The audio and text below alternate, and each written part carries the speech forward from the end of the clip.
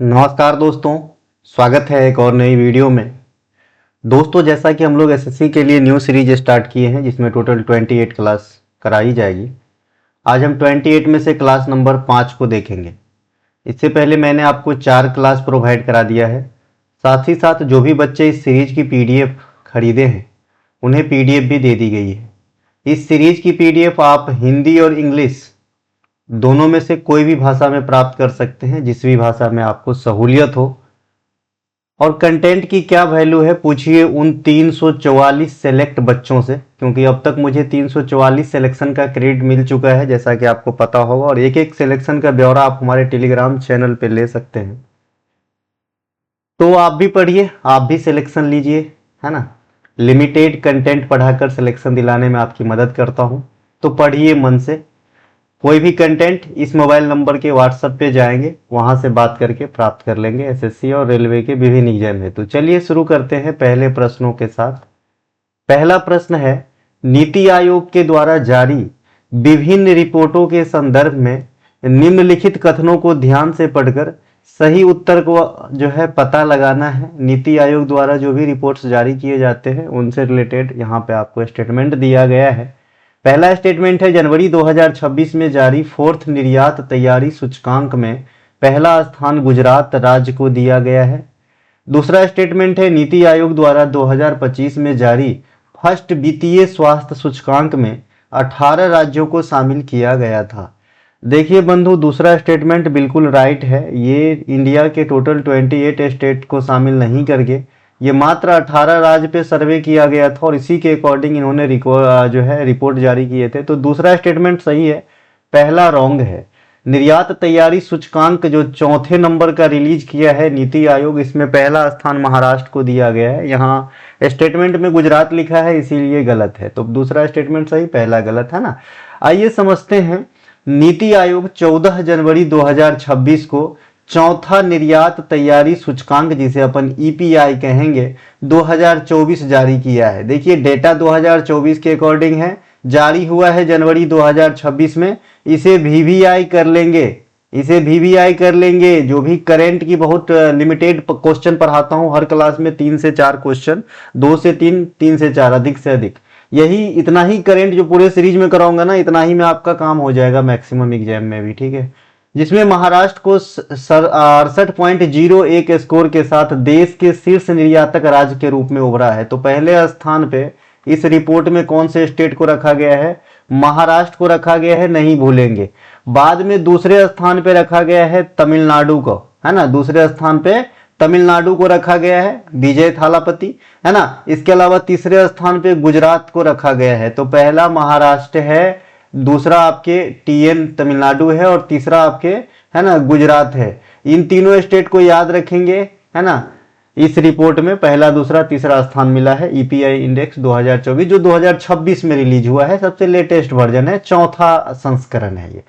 जिन्हें फिर ये वाला जो आपका ईपीआई इंडेक्स है, ये कितने स्तंभों पर आधारित होते हैं? तो कहेंगे 4 स्तंभ। जो मुख्य पिलर है वो 4 सेक्टर को चूज करता है। इन 4 सेक्टर के 13 ब्रांचेस को सिलेक्ट करता है और 13 ब्रांचेस के 70 संकेतक यानी इंडिकेशन के आधार पे ये रिपोर्ट तैयार होता है। तो काफी जटिल प्रोसेस है इसके, काफी चीजों को जो है ये टटोलता है, फिर ये रिपोर्ट जारी करता है।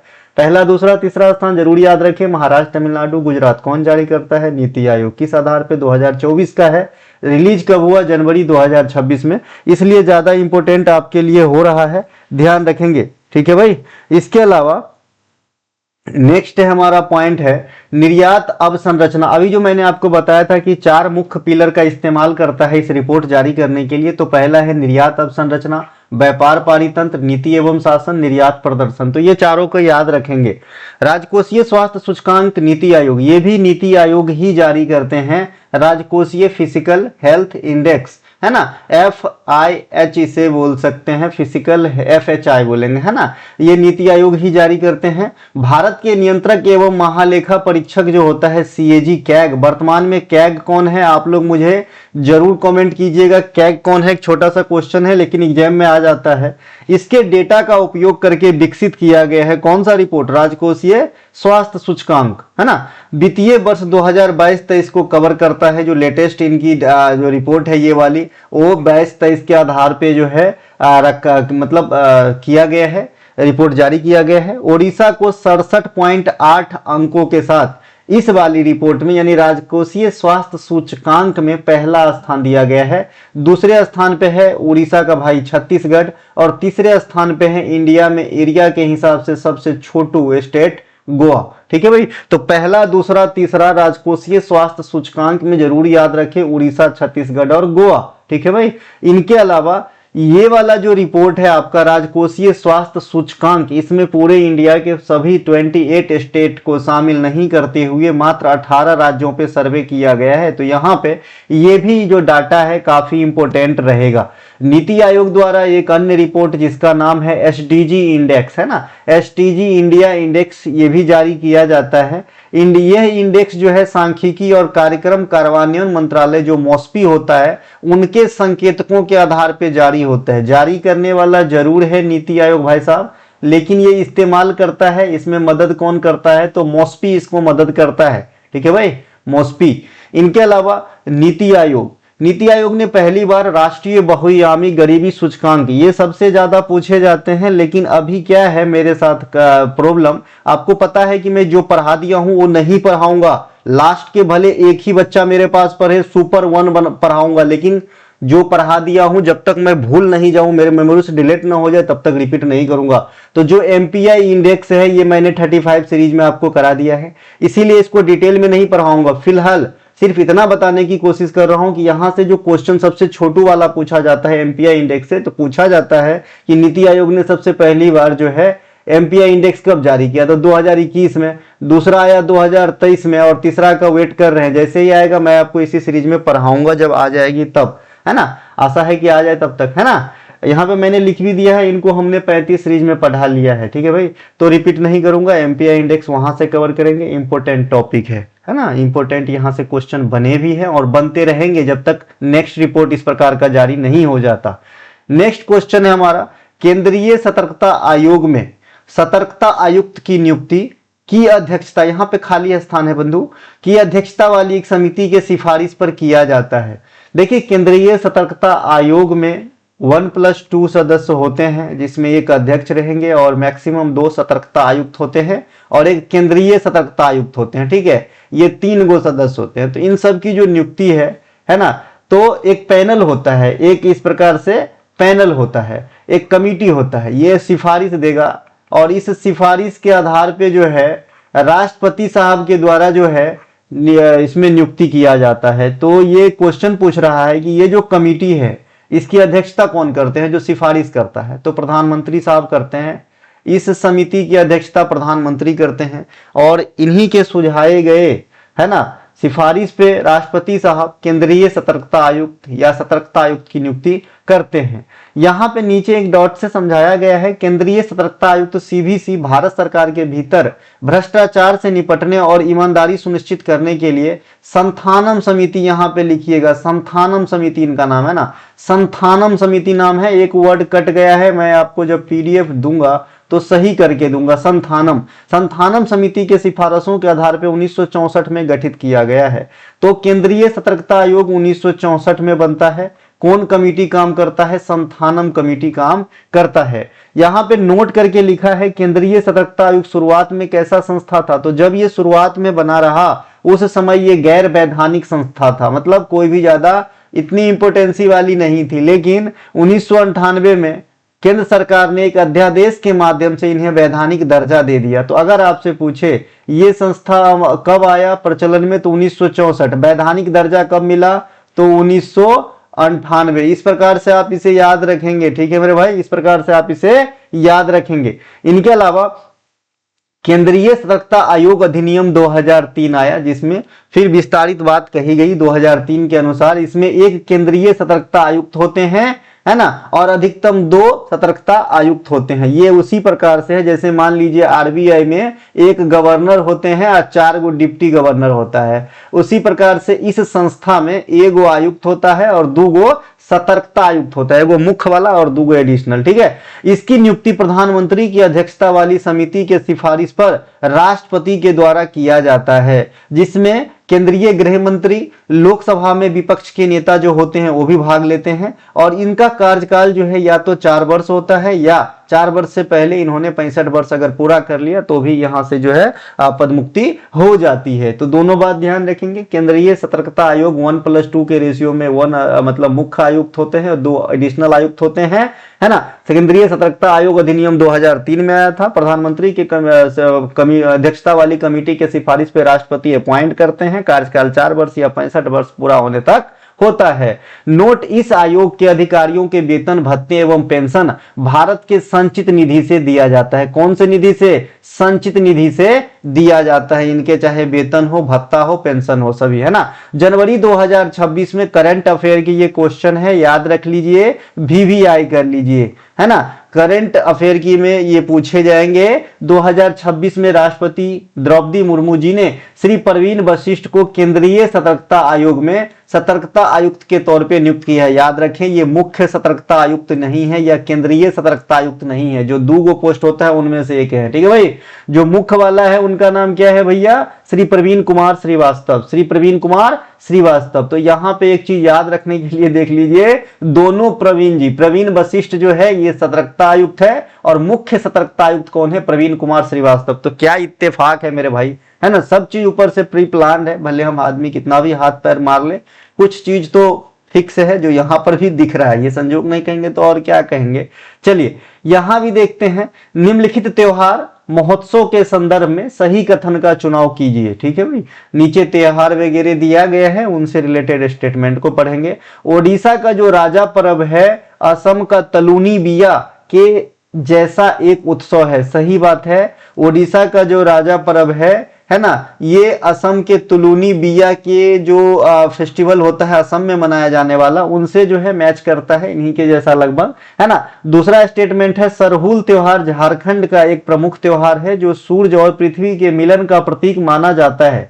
दोनों के दोनों स्टेटमेंट 100% मतलब सही है, तो यहाँ पे दोनों स्टेटमेंट सही कर लेंगे। ठीक है, आइए पढ़ते हैं। ओडिशा का राजा पर्व उत्सव जीवंत सांस्कृतिक विरासत और कृषि जीवन शैली है। यह जून महीने में मनाया जाता है। कौन महीने में? जून महीने में। कितने दिन तक? 3 दिन तक। वैसे साफ सफाई को पकड़ेंगे तो 4 दिन तक, लेकिन मुख्य त्योहार 3 दिन तक ही होती है, तो आपको एग्जाम में 3 दिन ही आंसर करना है। के लिए आयोजित किया जाता है। इस त्योहार में मिथुन संक्रांति के समय मनाया जाता है यह त्योहार, है ना। इनके अलावा मानसून की शुरुआत का ये प्रतीक भी है ना। इस दौरान यह मान्यता है कि धरती माता रजस्वला, जो मासिक धर्म होता है, पीरियड होती है ना, इसीलिए धरती को विश्राम दिया जाता है और उस समय कृषि संबंधित कोई भी गतिविधियां वर्जित होती है उड़ीसा में 3 दिनों तक। तो इसे ध्यान रखेंगे। जो ओडिशा का राजा पर्व है वो सांस्कृतिक विरासत और कृषि से संबंधित मानसून के आगमन का प्रतीक माना जाता है, और ऐसा माना जाता है कि उस समय जो भूमि है, धरती माता है, वो अपने मासिक धर्म से गुजर रही होती है, इसीलिए कोई भी कृषि वाली एक्टिविटी जो है 3 दिन तक नहीं किया जाता है। जून महीने में यह त्योहार होती है। यहाँ पे नोट करके जो तुलुनी बिया से स्टेटमेंट पहला को हमने सत्य करवाया था, तो जो तुलुनी बिया है यह असमिया समाज में मनाए जाने वाली एक पारंपरिक त्योहार है ना, जो लड़की के पहले मासिक धर्म आने पर किया जाता है। जब लड़की थोड़ी सी मतलब युवा अवस्था में प्रवेश करती है और उनकी जो पहली पीरियड आती है, तो यह इस प्रकार की त्योहार मनाई जाती है असमिया समाज में, इसे ध्यान रखेंगे, है ना। इनके अलावा जावा पर्व ये झारखंड में यह त्योहार मुख्य रूप से, वैसे झारखंड के अलावा आसपास के एरिया में भी यह त्योहार आपको देखने को मिलेगा, उड़ीसा वगैरह में भी, लेकिन मेन रूप से झारखंड की त्योहार है ये। इसमें क्या होता है कि जो अविवाहित लड़कियों द्वारा इस त्योहार को जो है बढ़ चढ़ के हिस्सा लिया जाता है। इसमें यह कृषि उर्वरता, अच्छी फसल की कामना के लिए और मानव प्रजनन क्षमता, संतान प्राप्ति की कामना की दोनों के लिए जो है ये पूजा किया जाता है। इस दौरान क्या होता है, लड़कियां जो है कर्म देवता को संतुष्ट करने के लिए उन्हें खरबूजा भेंट में देते हैं, है ना। और ये खरबूजा माना जाता है, ऐसे ही जो है मान्यताएं हैं कि यह खरबूजा जो है उनके पुत्र प्राप्ति या संतान उत्पत्ति में सहायक होती है। ठीक है भाई। जावा शब्द का शाब्दिक अर्थ होता है अंकुर, स्प्राउट, है ना, जो एक डलिया होती है और इस डलिया में जो है विभिन्न प्रकार के अनाज को बालू युक्त मिट्टी में डाला जाता है और इस प्रकार से इसमें पौधे निकल आते हैं। जैसे आप सेम उसी प्रकार से जो कलश स्थापन होता है दुर्गा पूजा वगैरह में, तो आप देखे होंगे कि जौ का जो है पौधा निकल आता है 10 दिन में और काफी अच्छा दिखता रहता है। उसी प्रकार से यहाँ पर भी होती है और इसमें करम देवता की पूजा होती है। और यह त्योहार किसका प्रतीक है? तो एक तो उर्वरता का और मानव प्रजनन क्षमता का, है ना। तो ये ध्यान रखेंगे। ठीक है भाई। नेक्स्ट है हमारा टूसू उत्सव। ये भी झारखंड का है। आज मैं झारखंड राज्य को पकड़ा हूं। टूसू उत्सव यह भी झारखंड का एक महत्वपूर्ण सांस्कृतिक उत्सव है जो मुख्य रूप से झारखंड में मनाया जाता है। टूसू, ये टूसू भी झारखंड के आसपास के इलाके में आपको देखने को मिलेगा। ठीक उसी प्रकार से जैसे मैंने कई बार एग्जाम्पल आपको दे रखा है कि छठ पूजा, छठ पूजा जो है बिहार का है पॉपुलर त्योहार, है ना, लेकिन ये बिहार के अलावा उत्तर प्रदेश, झारखंड इत्यादि में भी मनाई जाती है। लेकिन एग्जाम में अगर ये तीनों चारों है फिर भी बिहार आंसर करना है। उसी प्रकार से टूसू जो है झारखंड के आसपास भी मनाए जाते हैं, लेकिन यह मुख्य रूप से झारखंड की त्योहार है। इसमें आदिवासी समाज जैसे मुंडा, ओराव, है ना, इत्यादि जो है भाग लेते हैं और ये पूस माह के आखिरी दिन मनाया जाता है ना। कभी कभी आपसे जो है डायरेक्ट महीना पूछा जाता है, याद रखें। सरहुल त्योहार ये झारखंड की सबसे लाइव जीवंत त्योहार है और इसमें जो है लेते तो आदिवासी समाज ही भाग हैं, लेकिन इसमें एक से अधिक आदिवासी समाज भाग लेते हैं। इसका अर्थ होता है साल वृक्ष का पूजा। सरहुल का शाब्दिक अर्थ अपन साल वृक्ष की पूजा से रिलेट करेंगे, है ना, जो सूर्य और पृथ्वी के मिलन का प्रतीक माना जाता है। यह जो त्योहार है वहां के स्थानीय निवासी जो मनाते हैं उनके एक मतलब ऐसा हो गया है प्रचलन में कि यह त्योहार जो है सूर्य और पृथ्वी के मिलन हेतु होती है। इसमें आदिवासी लोग जो है जैसे कि मैंने कहा एक से अधिक जनजाति भाग लेते हैं। उराव, मुंडा, संथाल, खड़िया, हो, ये सभी भाग लेते हैं। साल वृक्ष, है ना, जिसे अपन वैज्ञानिक नाम सोडिया रोबस्टा कहेंगे, की पूजा करते हैं। इनका मानना है कि ये सरना माँ का निवास स्थान है जो गांवों को प्राकृतिक आपदाओं से बचाता है। ठीक है भाई, ये ध्यान रखेंगे। इनके अलावा बेहदनी खलम, बेहदनी खलम ये मेघालय का उत्सव है। बेहदनी खलम काफी पॉपुलर है, काफी बार एग्जाम में आपके एग्जाम में आते रहते हैं, है ना। मैंने बताया था कि अगर तुम खुद को नहीं बदलोगे ना तो एग्जाम कभी पास नहीं कर पाओगे। बात कटु है लेकिन तुम्हें मानना होगा। मैं वो टीचर, और मैं तो टीचर हूं ही नहीं एक्चुअली, है ना, और मैं सिर्फ पढ़ाता इसलिए हूं कि कुछ बच्चे जो हमारे भरोसे है ना, तुम नहीं मानोगे, बहुत सारे बच्चे हमारे भरोसे है और 100% सत्य ही बोला है मैं जब तक हूं और रहूंगा तब तक। ठीक है भाई, सत्य ही बोलूंगा। झूठ बोल के सफल भी हो गए तो सफलता किस काम की। ठीक है मेरे भाई। तो इसलिए पढ़ाता हूं कि उन बच्चों को जिनकी मुझे जरूरत है उनको मैं काम आ पाऊं, क्योंकि मैं पैसे से तो मदद कर नहीं सकता, इतना ज्यादा तो मैं कमाता नहीं, ईमानदारी से नौकरी करता हूं, घर परिवार चलाता हूं। तो यही एक रास्ता है जो मेरे पास है, मैं आपको दे सकूं दान स्वरूप। और ये छोटी सी जो फी लिया जा रहा है ना, इसमें भी आपका ही फायदा है ना। ये इससे होता है कि आप अगर 10, 20, 50 इस रुपए खर्च करोगे तो पढ़ोगे, है ना, इसकी महत्वता को जानोगे। अगर मैं ऐसे ही दे दूं तो फिर मतलब ही नहीं रहेगा, कोई देखेगा नहीं जी, क्योंकि चैनल बहुत छोटी है जी, है ना। देखिए ये वाली जो है ना, ये क्वेश्चन ये जरूर याद रखिएगा। डायरेक्ट भी कभी कभी छोटू क्वेश्चन में पूछा जाएगा, बेहदनी खलम कहाँ का त्योहार है। ठीक है, तो मेघालय याद रखिएगा। ये अंदर घुस के थोड़ा इसके पढ़ना जरूरी है क्योंकि आजकल स्टेटमेंट क्वेश्चन आता है और मैं ऐसे ही पढ़ाता हूं। उत्सव की शुरुआत में क्या होता है ना कि युवा पुरुष बांस की लाठी, यहां से ये भी डायरेक्ट निकाल लेते हैं एग्जामिनर की भाई किस चीज की लकड़ी का प्रयोग किया जाता है। तो यहां पे अपन ध्यान रखेंगे बांस की लाठी। बांस की लाठी, है ना, लाठी एक प्रकार का मार्शल आर्ट है। किस स्टेट से है आप लोग मुझे कमेंट करेंगे, क्योंकि मैं प्रत्येक स्टेट का मार्शल आर्ट आपको पढ़ा दिया हूं। ठीक है भाई, है ना, प्रत्येक, जैसे थांगटा वगैरह है ना भैया, वैसे ही कलारुपट्टम, कलारीपट्टू वगैरह है, वैसे ही सिलंबम वगैरह है, मलखंब वगैरह है, गतका वगैरह है, वैसे ही लाठी भी है। बताइएगा कहाँ का है ना। तो क्या करते हैं कि जो युवा लड़का है वो बांस की लाठियों को छत से पीटते हैं, यह मानते हुए, है ना, कि जो बुरी आत्मा है, जो बीमारी खास करके हैजा है ना, वो दूर हमसे भाग जाता है इस त्योहार में ऐसा करने से। ठीक है भाई। एक क्वेश्चन और पूछ ही लेता हूं कि वेस्ट बंगाल में वहां के महिलाओं के द्वारा कौन सा नृत्य किया जाता है जिसमें उनका मानना है कि इस नृत्य से जो है ना उनको बच्चों में चेचक की बीमारी नहीं फैलेगी। ठीक है भाई। तो एक क्वेश्चन और यहाँ पे, जो बच्चे पहले से जुड़े हुए हो जरूर जवाब दे पाओगे, 100% इतना तो विश्वास है तुम पे, है ना। देखिए हिमाचल प्रदेश के लाहौल स्पीति में हालडा उत्सव में भी बुरी आत्माओं को भगाने के उद्देश्य से देवदार की लकड़ी की मसाले जलाकर जुलूस निकाले जाते हैं और हालडा हो का नारा लगाया जाता है। और इसमें जो है थोड़ा सा रफ लैंग्वेज का भी प्रयोग किया जाता है। तो हालडा महोत्सव कहाँ का हो जाएगा? लाहौल स्पीति डिस्ट्रिक्ट, हिमाचल प्रदेश। इनके अलावा अरुणाचल प्रदेश की गाली जनजातियों के बीच जो मोपीन त्योहार है ये भी काफी पॉपुलर है और ये भी बुरी आत्माओं और नकारात्मक शक्तियों को जो है ना, डिफीट करने के लिए मनाया जाता है। इस दौरान सफेद चावल का जो सफेद आटा होता है वो गाल में लगाया जाता है ना। अरुणाचल प्रदेश के बर्डो छम नृत्य भी होता है। ये बर्डो छम नृत्य जो है मोनपा जनजाति के द्वारा किया जाता है, बर्डो छम, है ना। इसमें एक पारंपरिक मुखौटा का इस्तेमाल किया, सॉरी ये मुखौटा नृत्य है, मुखौटा का इस्तेमाल होना और मुखौटा नृत्य लगभग दोनों सेम। जो बुराई पर अच्छाई की जीत का प्रतीक है ना, ये भी है। मतलब आज के जो ये वाली फेस्टिवल वाली है इसमें हमने ऐसे फेस्टिवल को रखा है जो किसी चीज को भगाने या बुराई को भगाने या कोई बीमारी को भगाने, ऐसे वाले जो नृत्य है उनको रखा हूं क्योंकि ये सब ज्यादा ट्रेंडिंग है।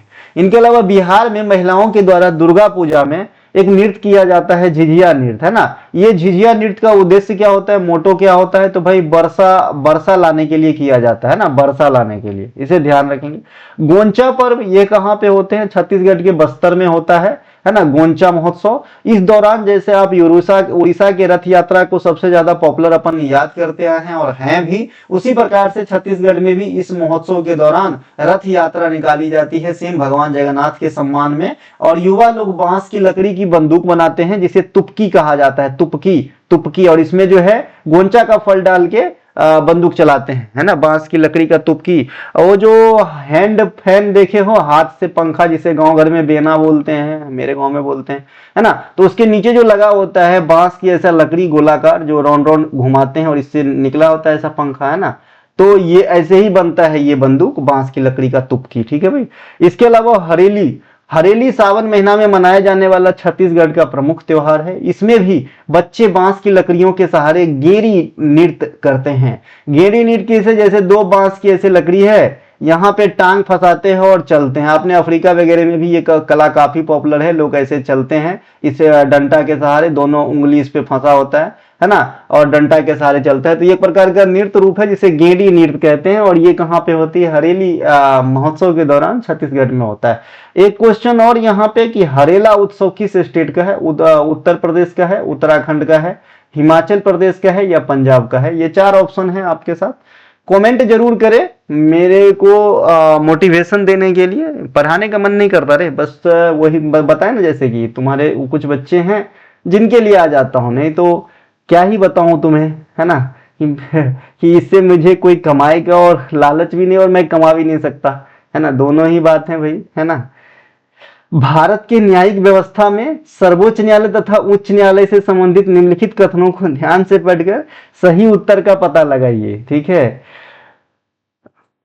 कथन पहला है, जब राज्यों के हाई कोर्ट में जजों की तबादला करनी हो तो राष्ट्रपति उस संबंधित राज्य के राज्यपाल से परामर्श ग्रहण करते हैं। तबादला करना है, ट्रांसफर करना है तो संबंधित राज्य के राज्यपाल की एडवाइस नहीं लगेगी। तो पहला स्टेटमेंट गलत है। दूसरा है, सुप्रीम कोर्ट सिर्फ मौलिक अधिकार के मामले में ही रिट जारी करते हैं। जी, सुप्रीम कोर्ट सिर्फ मौलिक अधिकार के मामले में ही रिट जारी करते हैं, जबकि हाई कोर्ट मौलिक अधिकार प्लस अन्य अधिकार के बारे में भी रिट जारी करते हैं। तो यहाँ पे स्टेटमेंट सेकंड सही है, पहला गलत है। आइए समझते हैं क्यों गलत क्यों सही है। भारत का सर्वोच्च न्यायिक प्राधिकरण और अंतिम अपीलीय अदालत, इससे बड़ा कुछ भी नहीं है न्यायपालिका के अंदर, ये है भैया सुप्रीम कोर्ट ऑफ इंडिया। इसकी स्थापना 28 जनवरी 1950 यानी संविधान जिस दिन लागू हुआ 26 जनवरी 1950, उनके 2 दिन के बाद जो है एस्टेब्लिश हुआ था दिल्ली के अंदर। संवैधानिक भाग जो 5 है, इसमें आर्टिकल 124 से 147 ये डायरेक्ट सुप्रीम कोर्ट से जो है जुड़ा हुआ है, इन्हें ध्यान रखेंगे। भाग जरूर याद रखें, 22 भाग है जो 25 भागों में विभक्त है। जो नए 3 भाग के ब्रांच बने वो कौन कौन बने? तो एक बने 4 का ए, एक बने 9 का ए और एक बना 9 का बी। ये 3 ब्रांचीय भाग है। बाद बाकी जो है आप संविधान में कहीं 23 लिखा नहीं देखेंगे भाग वाले सेक्शन में, वैसे ही है। लेकिन अगर आप गिनती करेंगे तो ये 25 भागों में विभक्त है, क्योंकि ये 3 नए नए भाग समय समय पे जो है क्रिएट हुआ है। संरचना, मुख्य जो सुप्रीम कोर्ट होते हैं उसमें वर्तमान समय तक, आने वाले समय में इसे रिवाइज करके बढ़ा दिया जाएगा, लेकिन वर्तमान समय में 1+33 की जो है जजेस होते हैं। एक आपका CJI होते हैं और बाद में जो है 33 अन्य जज होते हैं सुप्रीम कोर्ट के अंदर, तो टोटल 34 जज होते हैं। सेवानिवृत्ति की आयु कितना है? 65 वर्ष। और इससे पहले अगर इन्हें हटाना हो, जैसे बहुत सारे हटाने की बात है, तो इम्पीचमेंट होता है, महाभियोग होता है, इनके द्वारा हटाया जाता है दुर्व्यवहार या अक्षमता के आधार पे, कोई हीनियस क्राइम कर लिया उनके आधार पे, है ना, तो महाभियोग के द्वारा हटाया जाता है, अन्यथा 65 वर्ष तक अपने पद पे बने रहते हैं। इनका जो क्षेत्राधिकार है, इनके पास काफी क्षेत्राधिकार है, मूल क्षेत्राधिकार है, अपीलीय है और सलाहकारी है। ये 3 प्रकार की क्षेत्राधिकार को कवर करते हैं सुप्रीम कोर्ट महोदय, ठीक है ना। मूल आर्टिकल 131 केंद्र बनाम राज्य या राज्य बनाम के विवाद में रीट जारी करते हैं आर्टिकल 32 के प्रयोग करके। ध्यान रखेंगे, आर्टिकल 32 संवैधानिक उपचारों का अधिकार होता है ना, और इसे भीमराव अंबेडकर ने संविधान का आत्मा माना है, ये भी आपको ध्यान रखना है ना। अपीलीय 132 से 134 तक अपीलीय क्षेत्र है सुप्रीम कोर्ट का, और सलाहकारी एडवाइजरी 143 के तहत राष्ट्रपति को कानूनी सलाह देते हैं, हालांकि मानने के लिए बात नहीं है। तो ये सभी के सभी जो है आपको ध्यान रखना है आर्टिकल्स के थ्रू भी सुप्रीम कोर्ट को। विशेषता क्या है, इसके फैसले पूरे भारत पर अप्लाई हो जाता है। एक बार सुप्रीम कोर्ट ने जो चीज बता दिया वो पूरे इंडिया में लागू होना ही है, क्योंकि इससे बड़ा न्यायपालिका का कोई भी बॉडी नहीं है ना। भारतीय संविधान के अनुच्छेद 129 के तहत सर्वोच्च न्यायालय जो सुप्रीम कोर्ट है एक अभिलेख न्यायालय है, रिकॉर्ड न्यायालय है। रिकॉर्ड न्यायालय क्या होता है, नाम से भी स्पष्ट है। थोड़ा सा आप सोचिए, कई बार पेन जो है चोरी और उसकी सजा के एग्जाम्पल देके समझाया हूं, है ना। उच्च न्यायालय, हाई कोर्ट, राज्य स्तर पर सर्वोच्च न्यायिक संस्था, इसे भाग 6 में अनुच्छेद 214 से 231 के बीच जो है रखा गया है। सुप्रीम कोर्ट है 5 में और हाई कोर्ट है 6 में। वर्तमान में भारत में 25 उच्च न्यायालय है, जिसमें सबसे नया उच्च न्यायालय आंध्र प्रदेश का है, जब तेलंगाना अलग हुआ था उसके बाद इनका बना। और सबसे पुराना उच्च न्यायालय 1862 में एस्टेब्लिश कोलकाता उच्च न्यायालय है। याद रखें 1862 में ही मद्रास और बॉम्बे उच्च न्यायालय का भी गठन हुआ था, लेकिन इन तीनों में सबसे पुराना जो है कोलकाता उच्च न्यायालय माना जाएगा। इसके अलावा उच्च न्यायालय में न्यायाधीशों की नियुक्ति जो है ये राष्ट्रपति के द्वारा मुख्य न्यायाधीश और राज्यपाल के परामर्श से किया जाता है, ठीक है मेरे भाई। उच्च न्यायालय में मान लीजिए बिहार के हाईकोर्ट यानी पटना हाईकोर्ट में अगर न्यायाधीशों की नियुक्ति करना है तो राष्ट्रपति साहब CJI प्लस उस राज्य के गवर्नर दोनों से परमिशन लेते हैं, ठीक है भाई। परमिशन नहीं, परामर्श सलाह लेते हैं, ठीक है भाई। लेकिन यहाँ पे नोट करके मैं लिखा हूं कि भारत के किसी हाई कोर्ट से किसी भी हाई कोर्ट में, मान लो कि असम के हाई कोर्ट से सीधे हिमाचल प्रदेश के हाई कोर्ट में किसी जज की ट्रांसफर करनी हो तो उस केस में राष्ट्रपति सुप्रीम कोर्ट के जो मुख्य जस्टिस है CJI है उनसे तो सलाह लेगा, लेकिन किसी भी राज्य के राज्यपाल से सलाह लेने की यहाँ पे कोई भी जरूरत नहीं है। तो इस केस में सिर्फ CJI की सलाह ही काफी होती है। सेवानिवृत्ति की आयु हाई कोर्ट के अंदर 62 वर्ष है ना, और इन्हें हटाने की वही प्रोसेस है, अगर समय से पूर्व हटाना हो तो इन्हें भी महाभियोग के द्वारा हटाया जाता है। इनका जो क्षेत्राधिकार है, अधिकार क्षेत्र जो है ये मूल्य इनके पास भी काफी है ना। वसीयत, तलाक, कंपनी कानून, अदालत, अवमानना, ये सभी के मामले देखते हैं। रिट जारी करते हैं, और लेकिन ये रिट किस मामले पे, तो मौलिक अधिकार के मामले पे तो जारी करते ही करते हैं, साथ में अन्य कानूनी मामले पर भी रिट जारी करते हैं। तो अगर रिट का वेटेज देखें तो ये जो है सुप्रीम कोर्ट से किस प्रकार अलग है, तो सुप्रीम कोर्ट सिर्फ मौलिक अधिकार के मामले पे ही रिट जारी करने का अधिकार अपने पास रखता है आर्टिकल 32 के थ्रू। अपीलीय, इनके पास भी अपीलीय क्षेत्राधिकार है अधीनस्थ न्यायालयों के फैसले के खिलाफ। अपीलीय शब्द का मतलब समझते हैं कि नहीं समझते हैं आप लोग, है ना। ऐसा है कि मान लीजिए कि आपने कुछ छोटा सा चोरी किया, तो आप अपने डिस्ट्रिक्ट कोर्ट में गए, वहां पे आपको जज साहब ने सजा दे दिया 1 साल का। आपको लगता है कि ये जो फैसला है हमारे लिए सही नहीं है, मैं इसे चैलेंज कर सकता हूं, तो आप हाई कोर्ट जा सकते हो। हाई कोर्ट फैसला को अपील दे मतलब चैलेंज कर सकता है, बदल भी सकता है, तो उनके पास भी अपीलीय अधिकार है। और अगर हाई कोर्ट से भी आप संतुष्ट नहीं हो किसी मामले पे तो आप सुप्रीम कोर्ट भी जा सकते हो, वहां दिया गया फैसला भी बदल सकता है। सुप्रीम कोर्ट के बाद कुछ नहीं होगा। हाँ, सुप्रीम कोर्ट में अगर आपको फांसी की सजा दे दिया है तो एकमात्र रास्ता बच जाता है, राष्ट्रपति साहब अगर क्षमा करना चाहे तो आर्टिकल 72 का प्रयोग करके आपको जो है क्षमा कर सकते हैं, अन्यथा और कोई रास्ता नहीं है। तो फांसी के केस में है है ना, भगवान न करे किसी को कोई ऐसा क्राइम ही मत करो ना जो नहीं होगा।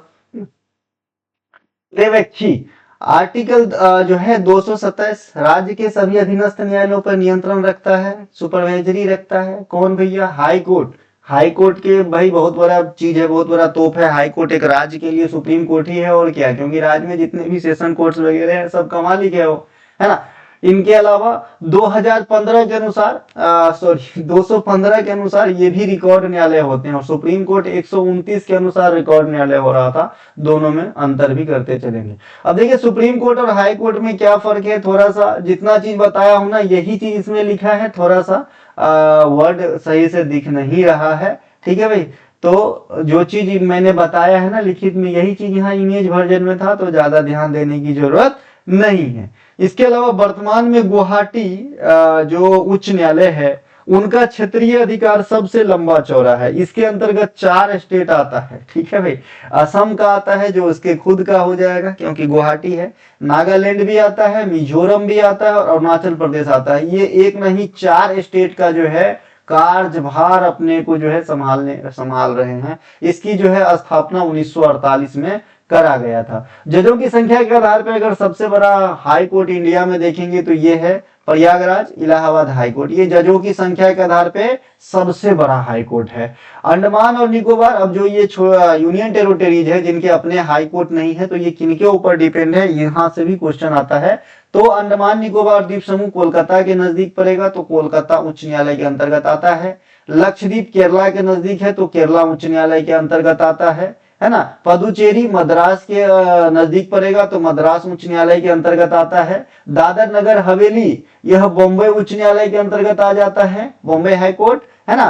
चंडीगढ़ पंजाब और हरियाणा उच्च न्यायालय के अंतर्गत आ जाता है। और जो 2 बच गए आपके, है ना, तो 2 का तो कंबाइंड है, जम्मू कश्मीर और लद्दाख का एक अपना उच्च न्यायालय है, लेकिन दोनों यूनियन टेरिटरीज की जो है एक ही उच्च न्यायालय है, जम्मू कश्मीर और लद्दाख का। और दिल्ली का अपना एक अलग उच्च न्यायालय है। तो यहां से भी आप चीजों को देख सकते हैं कि कितने केंद्र शासित प्रदेश के पास अपना खुद का उच्च न्यायालय है। तो एक दिल्ली का है और एक लद्दाख और जम्मू कश्मीर में कंबाइंड का है, तो इसका भी खुद का ही माना जाएगा। ये किसी स्टेट पे डिपेंड तो नहीं है ना, ये खुद का है इनका, लेकिन ये दोनों का साथ में कार्य देखते हैं, ठीक है। जम्मू कश्मीर तथा लद्दाख, है ना, का आधुनिक जो नाम है इस उच्च न्यायालय का यानी हाई कोर्ट का, ये 2021 में दिया गया था। यह दोनों केंद्र शासित प्रदेश के लिए साझा उच्च न्यायालय है। ध्यान रखेंगे जम्मू कश्मीर और लद्दाख का जो यूटी के रूप में फॉर्मेशन हुआ था ये 2019 में हुआ था, है ना। वो तारीख क्या था, 5 अगस्त 2019, जब राज्यसभा में इस प्रकार की बिल जो है पास हुआ था आर्टिकल 370 से रिलेटेड अमित शाह के द्वारा, ठीक है भाई। इसके अलावा जम्मू कश्मीर और लद्दाख आधिकारिक तौर पे 31 अक्टूबर 2019 को केंद्र शासित प्रदेश बना। 31 अक्टूबर को राष्ट्रीय एकता दिवस के रूप में मनाते हैं, जो सरदार वल्लभ भाई पटेल की जो है बर्थडे है, ठीक है भाई।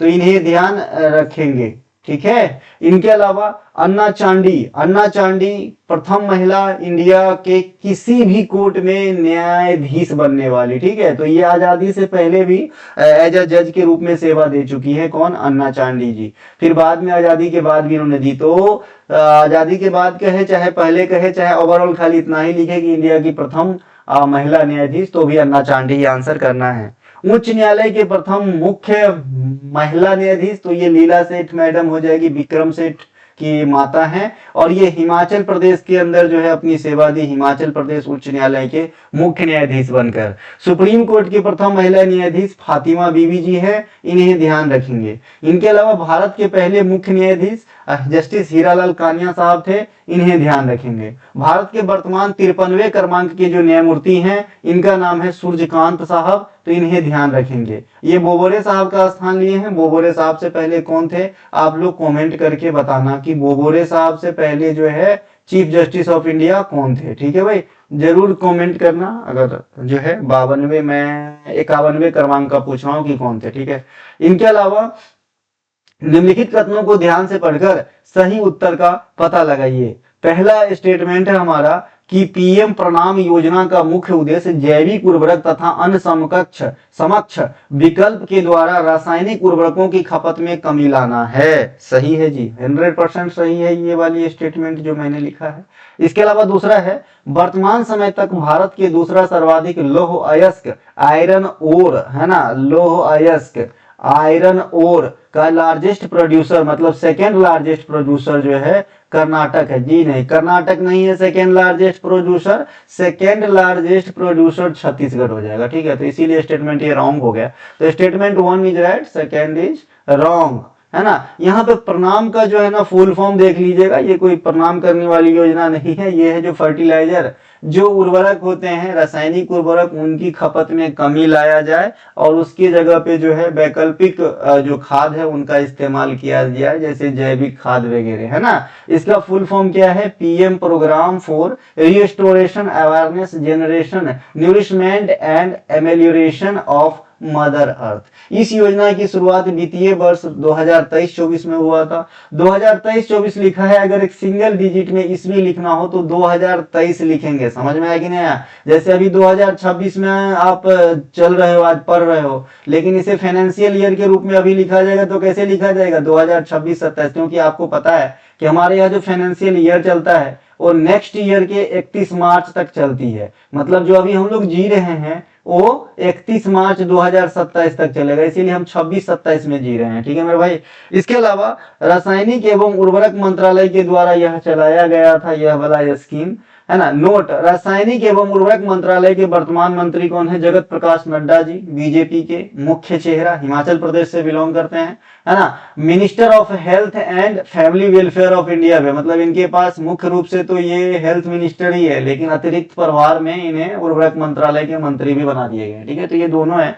इनके अलावा वित्तीय वर्ष 2025-26 के अनुसार NMDC national mineral development corporation Bharat की सबसे बड़ी लौह अयस्क उत्पादन कंपनी बनकर उभरा है। ये नवरत्न पीयूसी के तहत आता है। वर्तमान में 14 जो है आपके क्या है भाई, महारत्न कंपनी है ना, 14 महारत्न कंपनी है। सबसे लास्ट वाला महारत्न कंपनी कौन था, हाल हिंदुस्तान एरोनॉटिक्स लिमिटेड। ठीक है भाई, तो इस प्रकार से ध्यान रखेंगे। नवरत्न तो नहीं ये पूछा जाता है कितना है, लेकिन महारत्न जरूर पूछा जाता है, 14 को है, ध्यान रखना, है ना। तो यहाँ पे जो ये कंपनी है एनएमडीसी, है ना, ये सबसे बड़ी लौह अयस्क उत्पादन वाला कंपनी बना है। लौह अयस्क का भारत में सबसे बड़ा उत्पादक स्टेट जो है, ये 50% से अधिक तो अकेले उड़ीसा उत्पादन करता है। लौह अयस्क के 3 लार्जेस्ट स्टेट, उड़ीसा, 2 नंबर पे छत्तीसगढ़ और 3 नंबर पे कर्नाटक है। यहाँ पे भारत में सबसे अधिक लौह अयस्क आयरन ओर का निर्यात कहाँ से होता है, तो मार्मुगाऊ बंदरगाह जो कहाँ पे है, गोवा में, और ये जो है कहाँ पे है, तो गोवा के जुआरी नदी के मुहाने पे है। VVI कर लेंगे, 200 करोड़ वाली गेम में पूछा गया है। यह एक नेचुरल बंदरगाह है। भारत में मुख्य रूप से हेमाटाइट और मैग्नेटाइट प्रकार की जो है आयरन ओर पाया जाता है। हेमाटाइट, मैग्नेटाइट, सीरियराइट, ये सब लोहा के प्रकार होते हैं। तो भारत में जो मुख्य रूप से पाया जाता है हेमाटाइट और मैग्नेटाइट पाया जाता है। भारत विश्व में लौह अयस्क के मामले में जो है 7वां स्थान रखता है। आप ठीक उसी प्रकार से वर्तमान में याद रखेंगे, जैसे भारत का जो है विश्व में एरिया के अकॉर्डिंग 7वां स्थान है, वैसे ही लोहा के उत्पादन में, लौह अयस्क के जो भंडारण है उनमें भारत का 7वां स्थान है। छत्तीसगढ़ में बेलाडीला दंतेवाड़ा जिले में है। अब देखिए जो आजकल का ट्रेंड है, पहले क्या होता था कि बेलाडीला कहाँ है, छत्तीसगढ़ लिख दिए, काम खत्म। लेकिन आजकल क्या है, ये बेलाडीला छत्तीसगढ़ के किस जिले में है, तो दंतेवाड़ा जिले में है। छत्तीसगढ़ में ही राजहारा दिल्ली, इस प्रकार से ये बालोद जिले में है। ये सब क्या है, आयरन ओर का जो है खदान है। इनके अलावा उड़ीसा के क्युंझोर में बोलानी, जौदा तथा मयूरभंज में गुरु महिसानी, बादाम पहाड़ी, ये सभी के सभी जो है ना आयरन मिलने की जगह है, खान कह सकते हैं। इसके अलावा झारखंड के पश्चिमी सिंहभूम जिले में नोवामुंडी, चिड़िया या गुआ, ये सभी झारखंड में है। ठीक है, ये भी लोहा का क्षेत्र है। कर्नाटक के बेल्लारी जिले में संदूर, चिकमंगलूर जिला में कंद्रमुख, ये सब भी लोहा का जो है ना क्षेत्र है। भारतीय Khan bureau IBM Indian bureau of mines की स्थापना 1948 में हुआ था और इसका हेडक्वार्टर नागपुर महाराष्ट्र में स्थित है। इसे भी ध्यान रखेंगे, है ना। लौह अयस्क उत्पादन में भारत की रैंक दुनिया में चौथा है। दुनिया में कैसा है, चौथा है ना, दुनिया में चौथा है आयरन ओर के उत्पादन में भारत की रैंक। पीएम प्रमाण योजना जैसा कि स्टेटमेंट में था, इनका मुख्य क्या उद्देश्य है, मोटो है कि जो भी रासायनिक उर्वरक है उनकी उत्पादन मतलब खर्चा में कमी ला करके जो है मिट्टी को सुरक्षित बनाना है, और इससे जो बचत होती है पैसा, उससे जो है अन्य काम करना है, हेल्प करना है दूसरे कामों में, ठीक है। इनके अलावा भारत वैश्विक स्तर पर उर्वरकों का दूसरा सबसे बड़ा उपभोक्ता और तीसरा सबसे बड़ा उत्पादक है। उत्पादक तीसरा सबसे बड़ा है, लेकिन दूसरा सबसे बड़ा उपभोक्ता। इस बात पे ध्यान दीजिए, उर्वरक उपभोक्ता होना कोई बहुत अच्छी बात नहीं है, क्योंकि एक दिन ऐसा आएगा जब मिट्टी उपजना बंद कर देगा, ठीक है भाई। और ये उर्वरक खा खा के हम लोग डॉक्टर के घर के लाइन लगाए रहते हैं। नीम कोटेड यूरिया NCU नाइट्रोजन दक्षता को बढ़ाता है। इसके क्या क्या प्रॉपर्टीज है, जिससे समान परिमाण वाले से लगभग 10% कम यूरिया की आवश्यकता होती है। जहां आपके 10 किलो का इस्तेमाल करना है, वहां आप जो है 9 किलो में काम चला लेंगे अगर इस रास्ते के थ्रू जाते हैं तो, क्योंकि ये नाइट्रोजन दक्षता को बढ़ाता है। स्वावलंबन का स्तर, यूरिया जो है 87% जितना इस्तेमाल होते हैं उसके 87% तक इंडिया खुद प्रोड्यूस कर लेता है। NPK नाइट्रोजन फास्फोरस और पोटास ये 90% तक प्रोड्यूस कर लेता है। और DAP है ना, फास्फेट में केवल 40% है, बाद बाकी बाहर से मंगाते हैं। जबकि म्यूरिएट ऑफ पोटास, देखिए यहाँ पे एक चीज ध्यान रखना है ना, म्यूरिएट ऑफ पोटास है ना 100% आयात पर निर्भर है, यानी इनकी जो है उत्पादन बिल्कुल नहीं होता है इंडिया में। ये जो भी हम यूज करते हैं वो सभी बाहर से आते हैं, ठीक है भाई। यहां से क्वेश्चन कई दफा एग्जाम में पूछे जाते हैं। भारत में प्रति हेक्टेयर उर्वरक उपयोग के लिहाज से पंजाब राज्य टॉप पे है, ठीक है। नैनो उर्वरक, नैनो DAP है ना, सूक्ष्म कणों में पोषक तत्व समाहित रहते हैं जो धीरे धीरे मृदा में घुलते हैं, पौधों द्वारा बेहतर अवशोषण सुनिश्चित करते हैं और अपव्यय को न्यूनतम करते हैं। ये भी खाद से जुड़ा हुआ एक टेक्नोलॉजी, ध्यान रखेंगे। ग्रीष्मकालीन पैरा ओलंपिक राष्ट्रमंडल खेल के संदर्भ में निम्नलिखित में सही उत्तर का पता लगाइए। पहला स्टेटमेंट है, नवंबर 2025 में राष्ट्रमंडल खेल महासंघ की महासभा का बैठक भारत के अहमदाबाद में हुआ है, बिल्कुल नहीं हुआ है। आधिकारिक रूप से पहला ग्रीष्मकालीन पैरा ओलंपिक 1960 इटली के रोम में आयोजित किया गया था, बिल्कुल किया गया था। तो यहाँ पर जो है, यहाँ पे क्या हो गया, मैंने 3 स्टेटमेंट लिख दिया, ठीक है ठीक है। दूसरा बीच में बिना स्टेटमेंट के लिखा है वो भी सही है। दूसरा स्टेटमेंट पढ़ लेता हूं जो प्रॉपर है। ग्रीष्मकालीन पैरा ओलंपिक 2024 में भारत पदक तालिका में 18वें स्थान पे था, ये भी सही है। तो पहला गलत है, दूसरा और ये तीसरा अगर मैं इसको 3 स्टेटमेंट दे दूं तो है ना, इसको मैं 3 कर देता हूं, तो दूसरा प्लस तीसरा सही कर लेना। पहला गलत है, ठीक है। क्यों गलत है बताता हूं, ये ग्लास्गो में हुआ था। पहले ग्रीष्मकालीन आधिकारिक पैरा ओलंपिक खेल 1960 इटली के रोम में आयोजित किए गए थे, लेकिन भारत पहला ग्रीष्मकालीन ओलंपिक में भाग नहीं लेता है। नेक्स्ट जो है ना, उसके बाद जो है 1 ओलंपिक छोड़ के 4 साल पे होता है, तो 64 के बाद 68 वाले से भाग लेते हैं, और वो होता है आपका तेल अवीव है ना, इजराइल में है, यहां से भाग लेना स्टार्ट करते हैं। पेरिस 2024 ग्रीष्मकालीन पैरा ओलंपिक का जो शुभंकर है, रीजियन कैप था, है ना। पेरिस पैरा ओलंपिक 2024 17वां संस्करण था, है ना, जो आपके अगस्त से सितंबर 2024 के बीच फ्रांस में आयोजित किया गया था। पेरिस फ्रांस में है, जिसमें भारत अपने 84 पैरा एथलीटों के एक साथ प्रतिनिधित्व किया, और सर्वश्रेष्ठ प्रदर्शन अब तक के पैरा ओलंपिक इतिहास में भारत को 29 पदक, जो 19 पदक का रिकॉर्ड भी तोड़ दिया जिससे पिछले वाले में मिला था, तो 29 पदक प्राप्त किए, जिसमें 7 गोल्ड, 9 रजत और 13 कांस्य पदक जीते।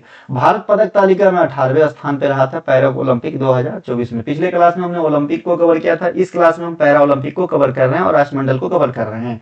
हाई जंप T42 वर्ग में कांस्य पदक के साथ मनियप्पन थंगावेलु लगातार 3 पैरा ओलंपिक में पदक जीतने वाले पहले भारतीय थे। VVI कर लेंगे, आज तक 2 वाले में बहुत पूछता है, एग्जामिनर का मूड चेंज हो गया, हवा अच्छा चल रहा है तो 3 वाला पूछ लेगा, ठीक है भाई। तो इसे ध्यान रखेंगे, इनका नाम है मनियप्पन थंगावेलु, ये हाई जंप के खिलाड़ी हैं। ये पैरा ओलंपिक में लगातार 3 पैरा ओलंपिक, माफ कीजिए, लगातार 3 पैरा ओलंपिक में 24, 20, 16 तीनों पैरा ओलंपिक में जो है इन्होंने पदक जीता है, चाहे पदक कोई भी हो। हालांकि इनके पदक की रेशियो घटता गया है ना। इनके अलावा अवनी लेखरा पैरा ओलंपिक में गोल्ड मेडल जीतने वाली या 2 स्वर्ण पदक जीतने वाली पहली इंडियन लेडी है, इन्हें ध्यान। ग्रीष्मकालीन पैरा ओलंपिक में स्वर्ण पदक जीतने वाली प्रथम महिला भी अवनी लेखरा थी, जिन्होंने टोक्यो पैरा ओलंपिक 2020 के नाम से है लेकिन 21 में हुआ था कोरोना के चलते, तो वहां पर भी गोल्ड जीती थी और इस वाले में भी जीती। इसीलिए अपनी लेखरा के नाम एक और रिकॉर्ड है कि लगातार 2 ओलंपिक में स्वर्ण पदक जीतने वाली, माफ कीजिए, लगातार 2 पैरा ओलंपिक में स्वर्ण पदक जीतने वाली पहली भारतीय महिला तो अवनी लेखरा जी हैं। पुरुषों में मुरलीकांत पेटकर साहब 1972 में पैरा ओलंपिक में पहला स्वर्ण पदक भारत को जर्मनी में दिलाया था और ये तैराक थे। उद्घाटन समारोह के ध्वजवाहक सुमित अंतिल साहब और भाग्यश्री यादव, समापन समारोह के ध्वजवाहक हरविंदर सिंह और प्रीति पाल जी थी, इन्हें भी ध्यान रखेंगे। नेक्स्ट है हमारा, है ना, राष्ट्रमंडल खेल से संबंधित बात है ना। राष्ट्रमंडल खेल को कॉमनवेल्थ गेम अंग्रेजी में कहते हैं और इससे पूर्व नाम के तरफ झांकेंगे तो ब्रिटिश एम्पायर गेम कहते हैं, है ना। राष्ट्रमंडल खेल में पदक जीतने वाले पहले भारतीय खिलाड़ी राशिद अनवर साहब कुश्ती खेल से थे। 1934 में इन्होंने कांस्य पदक प्राप्त किया और लकली 1934 के राष्ट्रमंडल खेल से ही इंडिया पार्टिसिपेट कर रहे हैं, क्योंकि राष्ट्रमंडल खेल की शुरुआत 1930 में हुआ, है ना। यहाँ पर इंडिया भाग नहीं लिया था, 1934 लंदन से ही भाग लेना स्टार्ट किया था और उसी में जो है कांस्य पदक के रूप में कुश्ती खेल में, है ना, ये जीते थे भैया राशिद अनवर साहब। मिल्खा सिंह स्प्रिंटर रनर थे, है ना। वैसे पाकिस्तान से इंडिया आए थे लेकिन यहाँ पे उनकी जो स्ट्रगल था और किस हाइट तक स्ट्रगल आदमी को ले जाता है, ये सिखा के चले गए संसार को, अब हमारे बीच नहीं है, ठीक है। तो ये मिल्खा सिंह जो है 1928 में कार्डिफ के राष्ट्रमंडल खेल में स्वर्ण पदक जीता और ये भारत के लिए प्रथम राष्ट्रमंडल स्वर्ण पदक था। इनके अलावा राष्ट्रमंडल खेल में स्वर्ण पदक जीतने वाली प्रथम भारतीय महिला खिलाड़ी रूपा उन्नी कृष्णन मैडम, जो निशानेबाजी से संबंधित है। 1998 में कुलालमपुर मलेशिया में राष्ट्रमंडल खेलों में स्वर्ण पदक दिलाया था भारत को। मिल्खा सिंह की आत्मकथा का नाम, ऑटोबायोग्राफी लिखी इन्होंने, the race of my life, इन्हें भी ध्यान रखेंगे, the race of my life. Note, राष्ट्रमंडल खेल कॉमनवेल्थ गेम की शुरुआत 1930 हैमिल्टन कनाडा से हुआ था लेकिन भारत यहां पे पार्टिसिपेट नहीं किया था। भारत 1934 के राष्ट्रमंडल खेल जो लंदन से हुआ था यहां से खेलना स्टार्ट किया था। राष्ट्रमंडल खेल को पहले ब्रिटिश एम्पायर गेम कहा जाता था। अब आती है बात काम वाली, जो करंट वाली है। 2026 राष्ट्रमंडल खेल जो है 2026 के में जो है स्कॉटलैंड के ग्लासगो में होगा, इसे ध्यान रखेंगे। अभी अभी राष्ट्रमंडल खेल के ऊपर जो एक बैठक हुआ कि भाई आगामी मेजबानी किसे दिया जाएगा, तो ये बैठक जो है 2025 नवंबर महीना में ग्लासगो में ही हुआ था, जो 2026 के राष्ट्रमंडल खेल को होस्ट भी करेंगे, है ना। और ये ग्लासगो में 2030 के लिए भी जगह फिक्स किया गया और इसमें मेजबानी भारत को मिला है और ये भारत के जो शहर है अहमदाबाद, वहां पे कराए जाएंगे 2030 के राष्ट्रमंडल खेल। तो इसे ध्यान रखेंगे, हो जाए तैयार। पिछली बार राष्ट्रमंडल खेल 2010 दिल्ली में हुआ था, है ना। इसके अलावा भारत में नदी प्रणाली व्यवस्था में दिए गए कथन पर विचार करते हुए सही उत्तर का पता लगा लीजिए बंधु। नदी के मध्य भाग में अपर्दन और निक्षेपण दोनों की क्रियाएं होती है। जी बिल्कुल सही है, नदी के मध्य भाग में अपर्दन और निक्षेपण दोनों की क्रियाएं होती है। शुरुआत भाग में सिर्फ अपर्दन की क्रिया होते हैं और लास्ट भाग में सिर्फ निक्षेपण की क्रिया होती है, ठीक है। लेकिन जो मध्य भाग होते हैं, बीच वाला पार्ट, यहाँ पे अपर्दन और निक्षेपण दोनों हो जाते हैं। तो ये अपने आप में सही है, इमेज दिखाऊंगा, सही आ जाएगा सब कुछ समझ में। भारत में प्रायद्वीपीय नदी प्रणाली हिमालय की तुलना में अधिक पुरानी है। जी बिल्कुल, इस बात से भी स्पष्ट है कि भाई हिमालय पर्वत जो है नवीन बलद पर्वत का उदाहरण है, बहुत नया है, युवा है, छोकरा है ना। तो भैया ये प्रायद्वीपीय नदी जो है इससे पुराने माने जाते हैं। तो बिल्कुल सही है, दोनों के दोनों स्टेटमेंट अपने आप में सही है, दोनों के दोनों स्टेटमेंट में अपने आप में सही है। अरे बिल्कुल रिफाइंड कंटेंट दे रहा हूँ, पढ़ ले, पास हो जा। एक तुम्हें आज 1 मिनट की मैं एक छोटा सा, बहुत दिन से मेरे मन में है लेकिन कोई सुनोगे नहीं इसलिए मैं सुनाता नहीं हूँ, ठीक है। जैसा कि मैंने कहा कि मैं कभी झूठ नहीं बोलता हूँ, न बोलूंगा। तो एक बार क्या हुआ, थोड़ा सा सुन लेते हैं, पढ़ा तो सब दिन रहा हूँ। क्या होता है कि 2012 या 2013 का ईस्वी होता है, एग्जैक्ट याद नहीं है ना। तो मैं एसएससी एमटीएस का एग्जाम दे रखा था और मैंने नेक्स्ट ईयर का एग्जाम देने भी, मतलब अगली वाला जो रिजल्ट नहीं आया होता है और फिर से भर दिए होते हैं, तो मैं महाराष्ट्र आया होता हूं और महाराष्ट्र के माटुंगा में एक खालसा कॉलेज करके जगह है, वहां पे जो है मेरा सेंटर होता है, ठीक है। तो मैं आ जाता हूँ एग्जाम देने और जैसे कल सवेरे मेरा परीक्षा है ना, कल सवेरे, तो शाम को रिजल्ट आ जाती है प्रीवियस ईयर वाली, इसी एमटीएस का। हालांकि मैं ज्वाइन नहीं किया, है ना, मैं दूसरे में ज्वाइन किया, फिर दूसरे से तीसरे में, और फिलहाल जहाँ हूँ अच्छी जगह हूँ। तो इस एमटीएस परीक्षा का रिजल्ट आ गया और इसमें मेरा हो गया था, सिलेक्ट हो गया था। तो मैं सोचा कि भाई अब आया हूं तो एग्जाम दे ही दूं, नहीं देने से क्या मतलब, एक्सपीरियंस तो होगा। और पहले ऑफलाइन एग्जाम होता था, ठीक है, ऑफलाइन होता था और 50 नंबर की जीके जीएस आती थी। एक लड़की, एक भी बात झूठ नहीं बोलूंगा, सरस्वती साक्षी, एक लड़की अपनी माता के साथ एग्जाम से पहले, एक छोटी सी गार्डन था वहां पे, बैठ के अपनी दिन रात बतिया रही थी। उसकी माता, मुझे इतना तो मराठी समझ में नहीं आता, लेकिन हाव भाव से लग रहा था कि उनके पिता नहीं है और घर की जिम्मेवारियों इत्यादि के बारे में बता रहा है। इत्तेफाक से उस लड़की की सीट मेरे आगे हो जाता है और मैं यहाँ पे बैठा हूँ, यहाँ पे उस लड़की की सीट है अगले डेस्क में, ठीक है। मैंने अपने मन में सोचा कि क्यों नहीं इसे सभी जितना भी मुझे आता है, जो कुछ भी पूछना चाहिए मैं बता दूंगा, मतलब सब कुछ देख दाख के, इन्विजिलेटर अगर ना देखे तो, और इसको पास कराऊंगा यार, है ना, इनको बहुत प्रॉब्लम है। तो ये लड़की ना मेरे से, मैं एक बार जब एग्जाम चालू नहीं हुआ था तो मैं बोला कि कुछ पूछना होगा ना मुझसे पूछ लीजिएगा। और वैसे भी महाराष्ट्र में जो बिहार वगैरह के बच्चे होते हैं उनको टैलेंट ही समझता है, चाहे रहो ना रहो। बोला हाँ ठीक है भैया ठीक है। मैं बोला ठीक है बता दूंगा। 2-3 क्वेश्चन पूछी तो बिना ऑप्शन के ही मैं इसे जवाब दे, क्योंकि क्वेश्चन बहुत हल्का था, ठीक है। अब इनके मन में क्या आ गया कि ये कुछ भी बता रहा है या पूरा गलत करवा देगा मेरा। फिर ये पूछना मुझसे बंद कर दी। मैंने पूछा भी, अब नहीं पूछ रहे हैं, पर पूछे पूछे पूछे, बोला नहीं नहीं रहने दीजिए रहने दीजिए। इनके मन में क्या आ गया, मुझे फेल करवाने के लिए कुछ भी बक दे रहा है। उस दिन मैंने समझा कि अगर ऊपर वाला नहीं चाहता है कि आपका अच्छा हो तो लाख कोई नाक रगड़ के मर जाए, नहीं अच्छा होगा, नहीं होगा अच्छा, नहीं होगा। यही चीज सेम मेरे साथ अभी हो रहा है। मैं तुम्हें अच्छा करवाना चाहता हूं, मैं तुम्हें ये पढ़ाना चाहता हूं जिससे तुम पास हो जाओ, लेकिन अगर तुम्हारे नहीं लिखा है अच्छा होना तो तुम ये कंटेंट का दर्शन नहीं करो, ठीक है। तो मोरल क्या था, कुछ जो है चीजें लिखी हुई है ना, कर्म के द्वारा बदला जा सकता है, लेकिन तुम करोगे नहीं, ठीक है। चलिए अब आते हैं टॉपिक पे, माफ कीजिएगा ना टाइम खाया आपका। भी आकार की घाटी, ये नदी की शुरुआती जो है जहां ओरिजिनेट होता है नदी, तो इससे जो है शुरुआत में बनने वाली आकृति है, अपर्दन का परिणाम होता है, ठीक है। जलप्रपात, जब नदी ऊंचाई से नीचे गिरता है तो ओरिजिन के जस्ट बाद की कहानी है, तो ये भी शुरुआती समय में होता है और ये भी अपर्दन के कारण, इरोशन के कारण होता है। गॉर्ज, ये भी अपर्दन के कारण होता है, नई चट्टानों को गहराई से काटती है जिससे संकरी और गहरी घाटी गॉर्ज बन जाती है।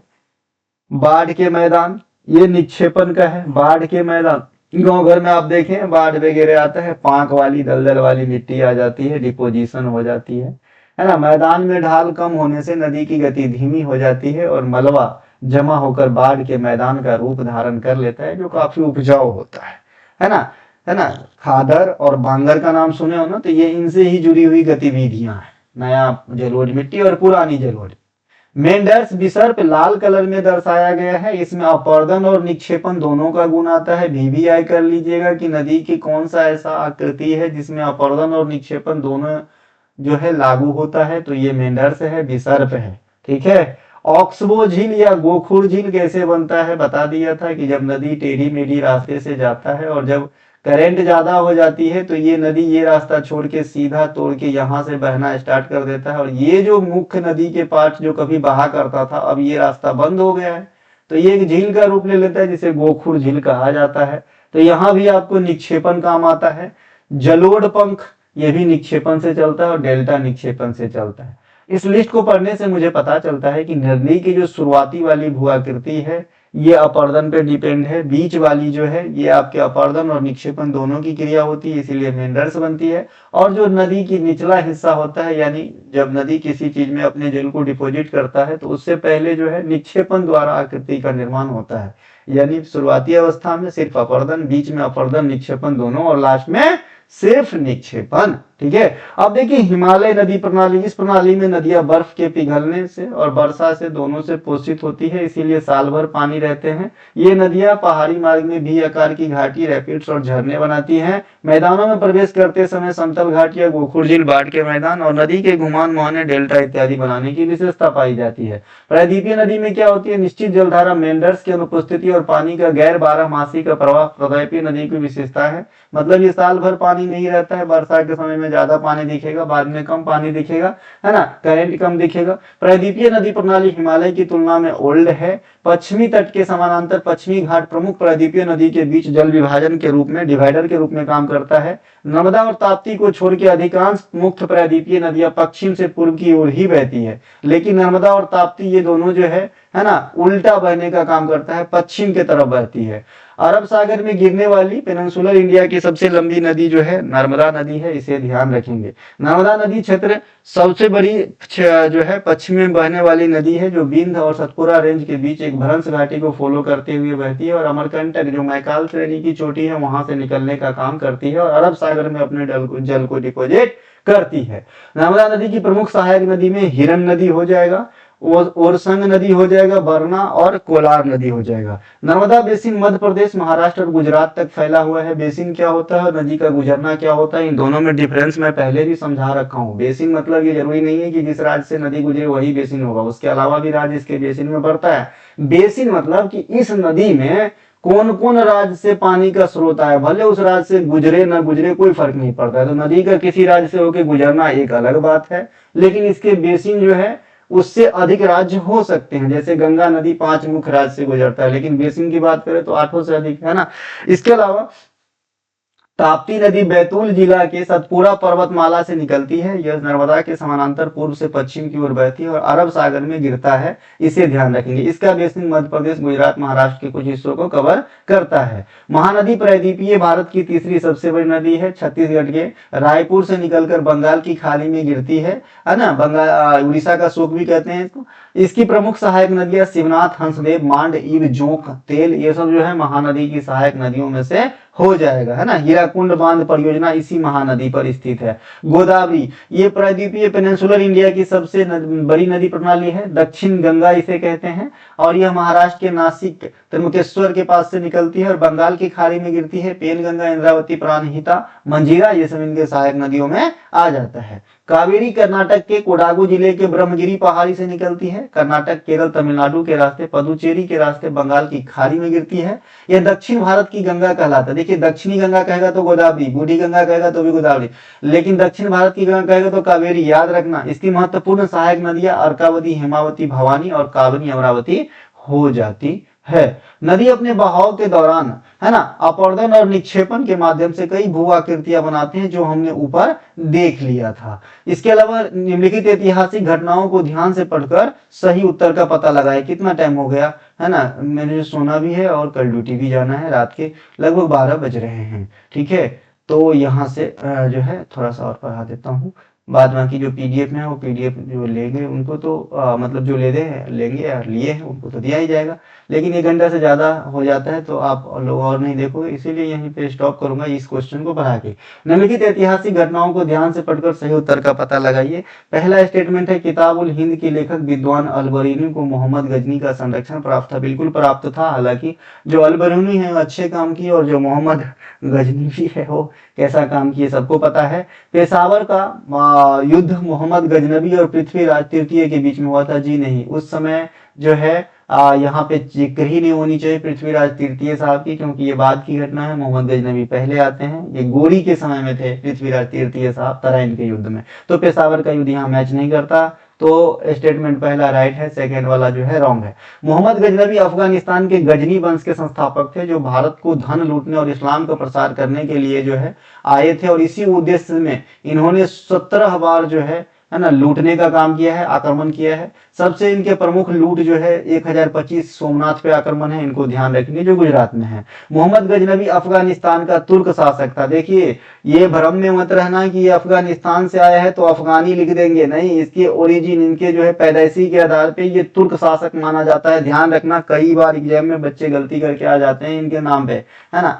मोहम्मद गजनवी के संरक्षण प्राप्त थे किनको, अलबरूनी को, है ना। अलबरूनी भारत में आकर किताब उल हिंद या तहकीक हिंद किस भाषा में लिखे थे, ये भी ध्यान रखना, अरबी भाषा में लिखे थे, ठीक है। इनके अलावा शाहनामा के लेखक फिरदौसी हैं, ये भी मोहम्मद गजनवी के दरबारी थे, इन्हें भी ध्यान रखेंगे। पेशावर का युद्ध 1001 में होता है, मोहम्मद गजनवी और हिंदू राजा जो हिंदू शाही वंश के राजा थे जयपाल, इनके बीच में होता है। जयपाल साहब यहाँ पे हार जाते हैं। राजा जयपाल के पुत्र आनंदपाल 1008 में एक लड़ाई लड़ते हैं जिनका नाम है बेहिंद की लड़ाई। इस युद्ध में जो है आनंदपाल की हार हो जाती है ना। इसके अलावा यह वंश लगभग समाप्ति के तौर पे चला जाता है। मोहम्मद गजनवी चोल राजा जो है राजेंद्र चोल, जिसे गंगोई कोंड चोलम भी कहा जाता है, इनके समकालीन थे, इसे ध्यान रखेंगे, ये पास्ट में पूछा जा चुका है यह लाइन।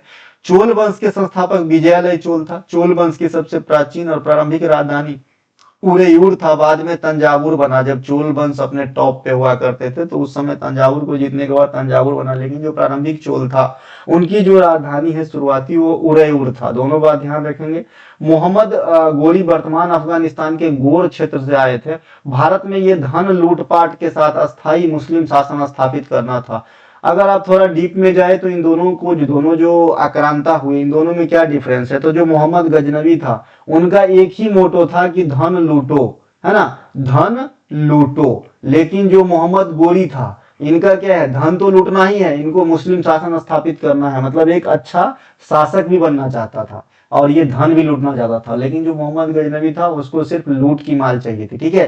तराइन का प्रथम युद्ध 1191 में होता है पृथ्वीराज चौहान तृतीय साहब और मोहम्मद गोरी के बीच में, और इस युद्ध में जो है पृथ्वीराज चौहान साहब की विजय होती है, ठीक है। 1178 में गुजरात के शासक मूलराज द्वितीय, जिसे भीम द्वितीय भी कहते हैं, जो सोलंकी वंश से ताल्लुकात रखते थे, माउंट आबू के पास गोरी को शिकस्त दी, और ये भारत में गोरी का जो है ना प्रथम शिकस्त हुआ। गोरी कई बार हारा भी इंडिया में, ठीक है भाई, अच्छे अच्छे शासक से, ठीक है। इनके अलावा तराइन की सेकेंड लड़ाई 1192 में मोहम्मद गोरी और पृथ्वीराज चौहान तृतीय के बीच में हुआ था, है ना, और इसमें जो है पृथ्वीराज चौहान साहब की जो है हार हो जाती है। तराइन ऐतिहासिक शहर जो हरियाणा में है आज, इसे ध्यान रखेंगे। इनके अलावा 1206 में इसकी मृत्यु हो जाती है, किसकी, मोहम्मद गोरी की, और यहाँ से सब राजपाट छोड़ के उनके जो गुलाम होते हैं कुतुबुद्दीन ऐबक, उनको सब कुछ सौंप के जो है फिर लौट जाते हैं अपने वतन को, है ना। और कुतुबुद्दीन ऐबक जो है यहाँ पे दिल्ली सल्तनत में जो है ममलूक वंश की नींव रख देती है, ममलूक वंश की जो है स्थापना कर देता है। ममलूक कहिए, गुलाम कहिए, ठीक है,